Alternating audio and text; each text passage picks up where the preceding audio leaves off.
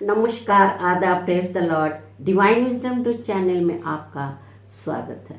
दोस्तों, हम आज जानेंगे कि असली आत्मत्व क्या है। तो इस संदेश के अंत तक हमारे साथ बने रहिए। आइए हम प्रभु को धन्यवाद देते हैं। प्रभु ने हमें संभाला है, हमारी हर ज़रूरतें पूरी की है, हमें स्वस्थ और सुरक्षित रखा है। प्रभु को धन्यवाद देते हैं, प्रभु की शुक्रिया अदा करते हैं। प्रभु की महिमा, गौरव और स्तुति हो। आमीन। दोस्तों, बाहर से किसी इंसान को देखकर हम उसके आंतरिक अवस्था को जान नहीं पाते, समझ नहीं पाते और ना ही उसके विषय में कोई निर्णय ले पाते हैं। इंसान का चेहरा, विशेष वेशभूषा, पहनावा, ये सब देखकर भले ही हम उसे पहचान लें, मगर ये उसका असली परिचय नहीं होता है। हर कोई इंसान को देखकर लोग उसके बारे में अपने मन में एक छवि बना लेता है और यही छवि, यही इमेज उसका परिचय बन जाता है। तो आत्महत्या के नाम पर भी ऐसा ही होता है। लोगों का विशेष वेशभूषा, पहनावा और उनके क्रियाओं को देखकर, वो जो कार्य करते हैं वो सब देखकर लोगों को लगता है कि यही आत्महत्या है। मगर जब ज्ञान मिलता है तब समझ में आता है कि दरअसल असली आत्महत्या क्या है। एक विधवा औरत थी जो सफ़ेद साड़ी पहना करती थी। वो हर दिन सुबह उठकर पानी में कमल फूल बोकर सबके ऊपर छिड़काती थी और लोग नाराज़ हो जाते थे। लोगों के पीछे पीछे घूमती थी और छिड़काते हुए कहती थी कि ये ज़रूरी है, मगर क्यों उसे पता नहीं है। फिर वो माला लेकर बैठकर फेरती थी। माला फेरते हुए उस दौरान लोग उससे बातचीत करती थी, बच्चे को डांटती थी और बहू से झगड़ती थी। क्या दोस्तों ये आत्महत्या है? तो जवाब है नहीं, ये आत्महत्या नहीं है। मे बी ये आत्महत्या का कोई संकेत हो, इशारा हो, ये कोई रिमाइंडर हो या माध्यम हो। जब माध्यम लक्ष्य बन जाता है तब गड़बड़ हो जाती है। तो निमित्त लक्ष्य के लिए है, लक्ष्य निमित्त के लिए नहीं है। और दोस्तों, ये सब सदियों से चलता आया है। और फिर कोई आता है, सत्य बताता है, राह दिखाता है और जीवन की ओर ले जाता है। दोस्तों, ईसा मसीह के समय में भी ऐसा ही हुआ था। ईश्वर का दिया हुआ नियम जो मूसा द्वारा लोगों तक पहुंचाया गया था, लोग उस नियम को ही लक्ष्य मान लिया था।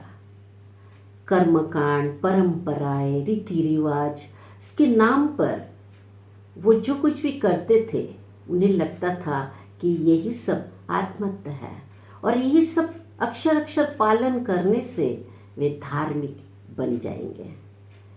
और इसी तरह वे लोगों को सताते थे, तकलीफ देते थे और जो ये कर्मकांड, ये परंपराएं पालन नहीं कर पाते थे, उन्हें तुच्छ माना जाता था, छोटा समझा जाता था, उन्हें पापी समझा जाता था।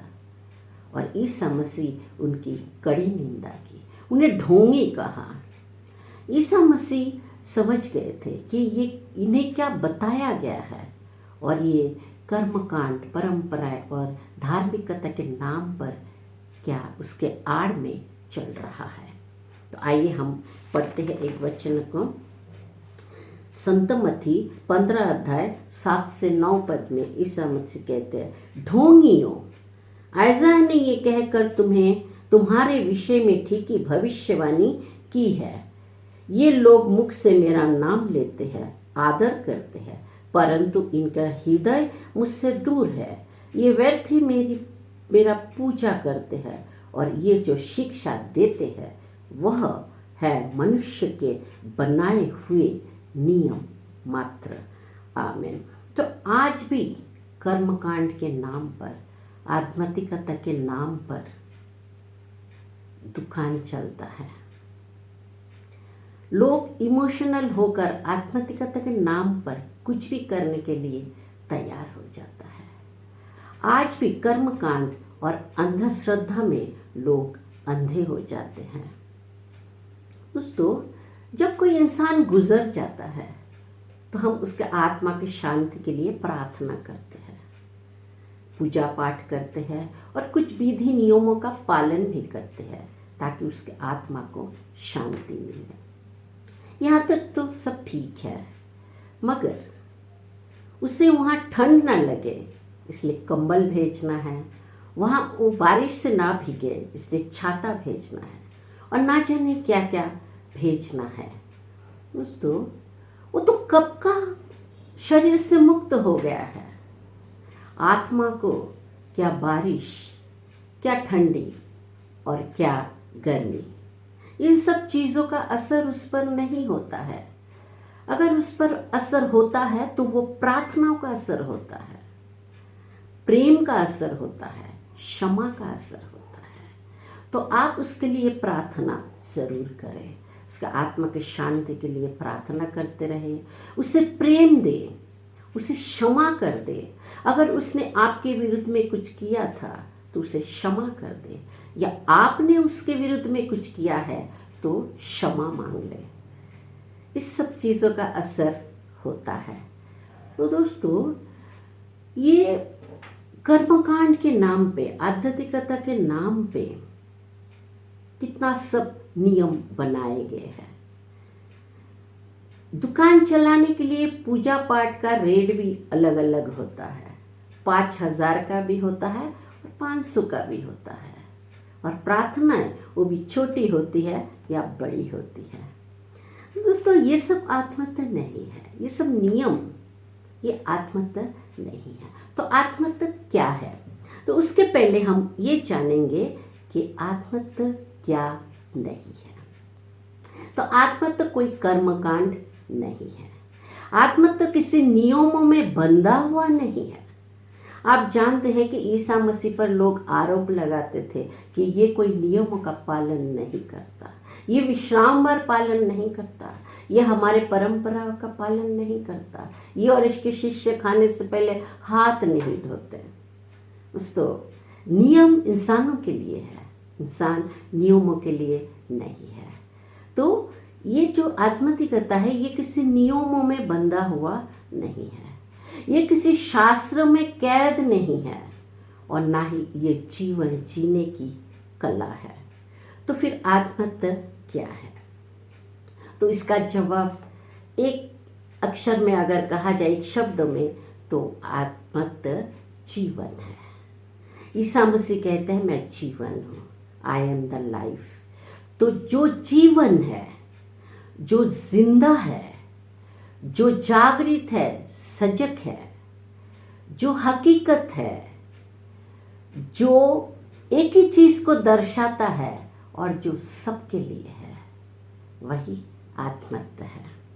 आत्महत्या यानी आदि आत्मा, यानी सृष्टि से पहले, संसार बनने से पहले जो था, अभी है और बाद में भी रहेगा, जो अनंत है, अनादि है, जो शाश्वत है, जो कभी नहीं बदलता और जिसे कुछ बनने की ज़रूरत नहीं, जो कुछ नहीं बनता।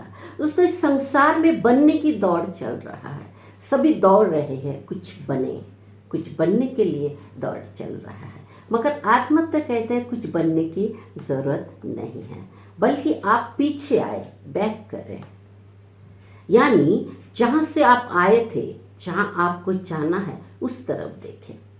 यानी दोस्तों, प्रार्थनाओं में, ध्यान में हम तो उस तरफ देखते हैं, वही चाहते हैं, वही परमेश्वर की तरफ, वही ईसा मसीह और पवित्र आत्मा की तरफ, वही हम स्वर्ग राज्य की तरफ देखते हैं। तो आत्महत्या आदि से अंत तक जो है वही आत्महत्या है। तो आत्महत्या के लिए लोग क्या करते हैं? लोगों को लगता है कि ऐसा ऐसा कर्मकांड किया या ऐसा ऐसा चमत्कार हुआ तो आत्महत्या है। दोस्तों, ये आत्महत्या के लिए संकेत है, इशारा है कि आप सही दिशा में जा रहे हैं, आप आगे बढ़ते रहिए। जैसे मान लीजिए कि जब आप रास्ते से जाते हैं तो वहाँ बोर्ड लगा हुआ होता है या माइलस्टोन होता है। मान लीजिए कि आप पूना जा रहे हैं, तो वहाँ माइलस्टोन या बोर्ड देखकर आप समझ जाते हैं कि आप सही दिशा में जा रहे हैं, आपका मंजिल कितना दूर है। तो आप वहाँ रुक नहीं जाते, वहाँ डेरा डालकर बैठ नहीं जाते, आप आगे बढ़ते हैं, मंजिल की तरफ जाते हैं। तो उसी तरह हम देखते हैं कि प्रार्थना सभा में ईश्वर की उपस्थिति से, पवित्र आत्मा की उपस्थिति से कई सारे चमत्कार होते हैं। लोगों को चंगाई मिलती है, लोग भाषाएं बोलते हैं, लोग नाचते हैं, गिरते हैं, हंसते हैं, रोते हैं, कई तरह के चमत्कार होते हैं। और इससे हम ये समझ पाते हैं कि यहाँ पर ईश्वर की उपस्थिति है, पवित्र आत्मा हमारे बीच में है। तो हम उससे आशीष प्राप्त करते हैं, हम उससे आशीष मांग लेते हैं। तो फिर हम देखते हैं कि कुछ लोगों का जीवन बदल जाता है, परिवर्तन होता है उनके जीवन में, और कई बार लोग ईश्वर की सेवा का कार्य करना भी शुरू कर देते हैं, करते भी हैं। और कुछ लोगों का जीवन ज्यों के त्यों होता है, कुछ परिवर्तन नहीं होता, कुछ बदलता नहीं है। और कुछ लोगों का जीवन में हम देखते हैं कि जैसा था उससे भी बदतर हो गया है। ऐसा क्यों हुआ? क्योंकि वो ईश्वर के आशीर्वाद को उपेक्षा किया, वरदानों को खो दिया, उसे वो प्राप्त नहीं हुआ, और हुआ भी है तो उसे खो दिया है। तो दोस्तों, हमें आत्मत्व में आगे बढ़ना है, आगे बढ़ते रहना है। तो हम देखते हैं कि कुछ लोगों का जीवन बदल जाता है, कुछ वैसा ही रहते हैं, और कुछ लोगों के जीवन में परिवर्तन आता है। तो हमें आध्यात्मिकता के लिए हमें पवित्र आत्मा के प्रेरणा से आगे चलना है। हम देखते हैं रोमियो के नाम साधु पौल के पत्र 8 अध्याय 4 पद में वो कहता है कि धार्मिकता वही है जो कि शरीर के अनुसार नहीं बल्कि आत्मा के अनुसार आचरण करते हैं, ताकि मसीहा की संहिता की धार्मिकता पूर्णता तक पहुंच जाए। यानी संहिता हमें धार्मिकता तक पहुंचाता है, वो माध्यम है, निमित्त है। तो धार्मिकता तक हमें पहुंचाता है, हम पहुंच पाते हैं जब हम नियमों का पालन करते हैं। तो तब हम क्या करते हैं, मसीहा के धार्मिकता पूर्णता तक जब पहुंचता है तब हम आत्मा के प्रेरणा से आगे बढ़ते हैं, चलते हैं, ना कि शरीर की वासना के अनुसार। तो आत्मा के अनुसार चलना यानी क्या? आत्मा का स्वभाव से चलना। तो हमारे अंदर पवित्र आत्मा है, हम ईश्वर के संतान हैं। तो ईश्वर का जो गुण है, पवित्र आत्मा का जो फल है, हम जानते हैं प्रेम, आनंद, शांति, ये सब पवित्र आत्मा का फल है, पवित्र आत्मा का वरदान है, पवित्र आत्मा का ज्ञान, प्रज्ञा, विवेक, बुद्धि, ये सब से जब हम चलते हैं तो हम सही दिशा में आगे बढ़ते हैं और हमें धार्मिकता प्राप्त होती है। मान लीजिए कि जब आप सच बोलते हैं तो आपको सोचना नहीं पड़ता, क्योंकि वो हकीकत है और आप आसानी से बोल पाते हैं। मगर जब आपको झूठ बोलना हो तो आपको सोचना पड़ता है, क्या बोले, कैसे बोले, या कहीं झूठ पकड़े ना जाए, डर रहता है।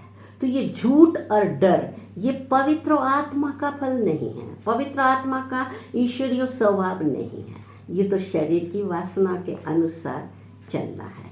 तो हमें पवित्र आत्मा से प्रेरणा से आगे चलना है, और ये झूठ ईश्वर नहीं बोलता। तो ये एक उदाहरण था, तो इसी तरह से हम समझ सकते हैं। तो आत्मा तो वो है जो हमारे बारे में हमें बताता है, जो हमारी जानकारी देते हैं कि हम ईश्वर के साथ हमारा संबंध क्या है, ईसा मसीह से हमारा संबंध क्या है, और पवित्र आत्मा हमारे लिए क्या क्या करता है। तो ये जो जानकारी है ये आत्मत्व हमें देता है और हम उससे आगे बढ़ते हैं। तो हम देखते हैं कि जो हमारे बारे में बताता है वही हमें जानना है, वही आत्मतत्व है। मान लीजिए कि आपको किसी ने एक पेन गिफ्ट किया है, ब्लैक पेन है, आप उससे रोज लिखते हैं, उसका इस्तेमाल करते हैं, पर अंत में आपको पता चलता है कि इस पेन में एक नहीं बल्कि 4 रिफिल है, ब्लैक, रेड, ब्लू और ग्रीन। फिर आप कहते हैं, सोचते हैं कि काश मुझे पहले किसी ने बताया होता तो मैं इसका भरपूर इस्तेमाल किया होता, इसका कितना फ़ायदा उठाया होता मैं, इससे मेरा कितना काम बनता था। तो वैसा ही आत्मतत्व हमें बताता है कि हम जो ये शरीर की वासना के अनुसार चलते हैं, इस शरीर में ईश्वर ने क्या क्या डाला है, पवित्र आत्मा के कौन कौन से खजाने हमारे अंदर है, जिससे हम ईश्वर उच्चतम अभिव्यक्ति कर पाते हैं, उच्चतम संभावना को खोल सकते हैं। तो हम जान पाते हैं, जब हम आत्मतत्व में आते हैं, आत्मिक बनते हैं, धार्मिक और भक्त बनते हैं, तब हम जान पाते हैं कि पवित्र आत्मा कितना शक्तिशाली है, कितना पावरफुल है। तो दोस्तों, फिर देर किस बात की? आप आत्मतत्व से भागे नहीं बल्कि जागे, अपने अंदर पवित्र आत्मा को जगाए और पवित्र आत्मा के प्रेरणा से आगे बढ़ते रहे।